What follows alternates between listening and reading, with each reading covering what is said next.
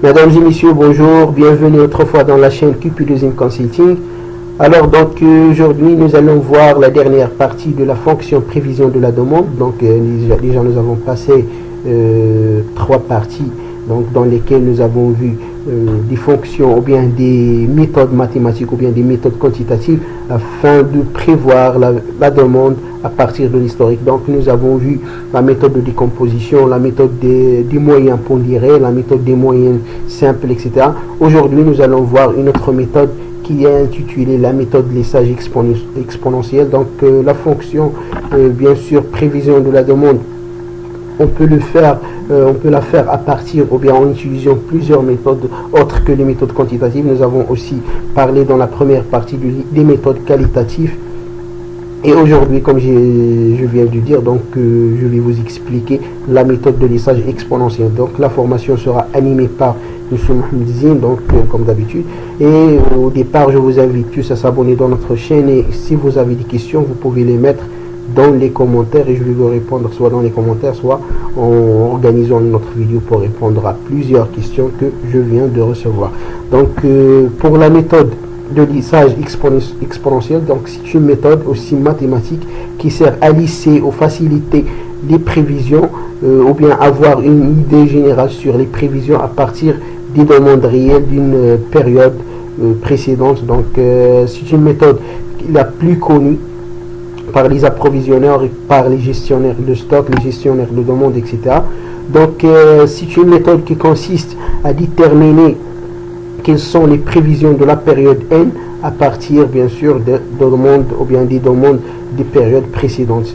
Donc en prenant tout simplement la formule Pn ou bien les prévisions de la période N à partir ou bien la relation entre la période N et la période N-1, bien sûr en ajoutant une erreur ou bien en ajoutant une erreur qui est relationnelle ou bien proportionnelle à l'erreur dn ou bien dn et pn-1, c'est-à-dire à l'erreur entre la demande réelle de la période n-1 et la prévision dans la même période. Donc bien sûr multiplié par un facteur alpha, donc c'est un coefficient qui est toujours entre 0 et 1. Donc on peut donc avoir la formule Pn est égal à Pn-1 plus alpha multiplié par Dn moins Pn-1. Donc si alpha est égal à 0, tout simplement Pn c'est la même période ou bien la prévision de la période N est égal à la prévision de la période N-1 et si alpha est égal à 1, donc on prend la prévision de la période N est égal à la demande de N-1. Donc sinon généralement la valeur alpha il est comprise entre 1 et 0.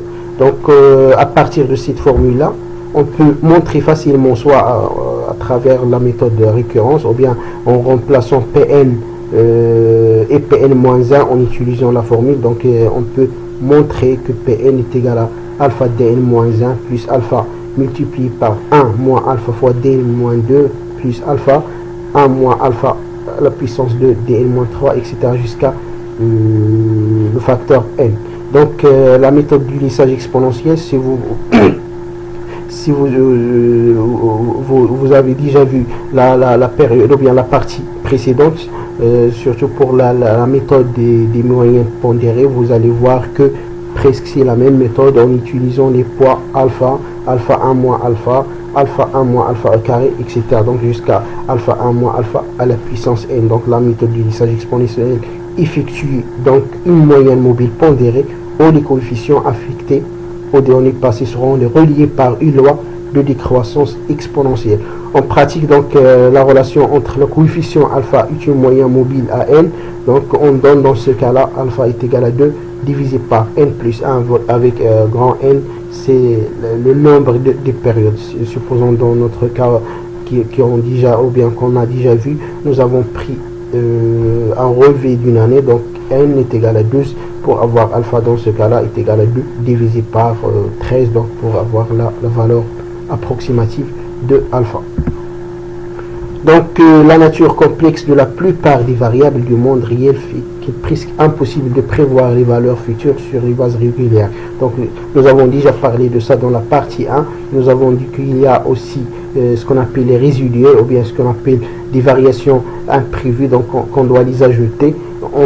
Dans ce cas-là, on va les prendre sous forme d'une erreur. Donc il est important d'inclure une indication dans l'ampleur ou bien dans les prévisions peut dévier de la valeur réelle, c'est-à-dire généralement la valeur réelle de la prévision. Donc on ne pourra jamais avoir une valeur exacte, il faut toujours ajouter une erreur. Donc on nomme l'erreur ou bien pour une période donnée, l'erreur c'est la différence entre ce qui est réel et ce qui est prévu. Donc pour chaque période I ou bien période X, donc l'écart ou bien l'erreur c'est la valeur de la demande réelle dans cette période moins la prévue ou bien moins la valeur de prévision dans cette ou bien de même période. On peut aussi ajouter deux autres formules pour calculer ce qu'on appelle l'écart moyen. Donc c'est la somme des écarts divisé par le nombre des périodes. Donc pour avoir E est égal à la somme des DI moins PI. Donc DI moins PI, comme nous avons vu, c'est l'écart ou bien l'erreur entre la demande réelle de la période I et la prévision de la période ou bien de la même période pour avoir E ou bien pour avoir l'écart. Et aussi l'écart absolu, il suffit tout simplement d'ajouter la valeur absolue pour avoir une erreur qui est toujours positive. Donc c'est la somme des valeurs absolues des erreurs donc divisé par le nombre de périodes. Donc ce sont juste des formules à retenir bien sûr afin d'appliquer la méthode exponentielle ou bien lissage exponentiel pour prévoir vos demandes à partir de l'historique. Donc généralement pour appliquer cette méthode dans les exercices etc, il suffit de calculer ou bien il suffit de fixer alpha. Donc généralement alpha il est fixé par le demandeur. Ensuite on doit calculer 1 moins alpha, on doit calculer 1 moins alpha au carré, 1 moins alpha à la puissance 3 jusqu'à alpha 1 moins alpha à la puissance n, et on va remplacer bien sûr ces valeurs dans la formule pour calculer pour chaque période. Par exemple si on veut calculer la période 3, donc il faut remplacer dans la formule pour avoir donc P3 par exemple est égal à dn ou bien d2 plus alpha facteur 1 moins alpha fois d2 plus 1 moins alpha ou bien alpha 1 moins alpha à la puissance 2 fois d1, donc pour avoir la prévision de la période 3 à partir des précédentes demandes réelles.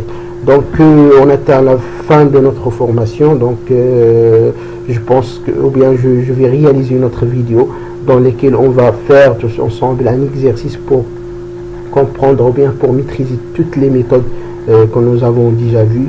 Et vers la fin, je vous invite autrefois à s'abonner dans notre chaîne, et si vous avez des questions, vous pouvez les mettre. Et merci à tous.